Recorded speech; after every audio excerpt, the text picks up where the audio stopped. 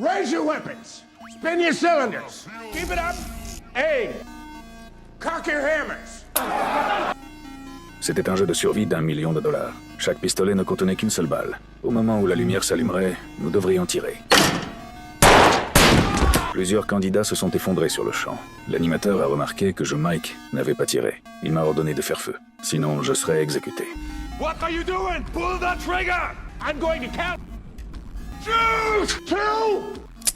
Ah! Je voulais abandonner le jeu. Mais une fois la partie lancée, il n'y avait pas de retour en arrière possible. Les parieurs qui avaient misé sur moi m'ont insulté.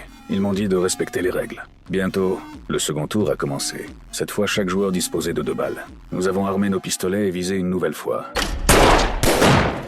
Dès que le signal lumineux s'est allumé, plusieurs autres participants se sont effondrés. J'ai eu de la chance de survivre, car l'homme derrière moi était abattu avant d'avoir pu tirer. Après 2 tours, les concurrents étaient au bord de la rupture. Un participant a perdu le contrôle de ses émotions. Le personnel lui a injecté un sédatif de force et l'a porté sur la plateforme de jeu. Le 3e tour a commencé. Cette fois, chaque joueur avait 3 balles. Les risques de se faire toucher étaient passés à 1 chance sur 2. La tension avait désormais disparu de mon visage. Le signal lumineux a clignoté et d'autres joueurs sont tombés. Seuls 5 concurrents restaient sur le terrain. Pour amplifier le suspense, l'animateur a modifié les règles du jeu. 5 boules étaient posées sur la table, 3 blanches et 2 noires. Les joueurs qui tireraient une boule noire s'affronteraient lors de la confrontation finale. Malheureusement, j'ai été sélectionné. Nous 2 concurrents nous sommes tenus face à face. Nos pistolets contenaient chacun 3 balles.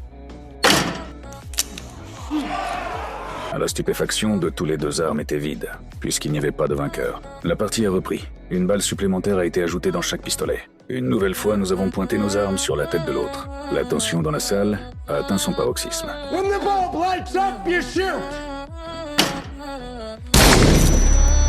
Le jeu s'est terminé, et Mike, suis sorti vainqueur. J'ai aussi reçu le prix d'1 million de dollars. Le croupier a proposé de m'accompagner jusqu'à la gare. J'ai fait semblant d'accepter, puis je me suis éclipsé discrètement. Je ne faisais plus confiance à personne. Je suis arrivé à la gare avec 1 million en liquide. Soudain, j'ai vu un groupe de policiers encercler le bâtiment. Réalisant que quelque chose clochait, j'ai aussitôt caché l'argent dans une poubelle. Il s'est avéré que la police me surveillait depuis le début. J'ai été conduit au commissariat. Les policiers voulaient obtenir des informations sur ce jeu, mais j'ai affirmé ne rien savoir, comme il n'existait aucune preuve matérielle d'un crime.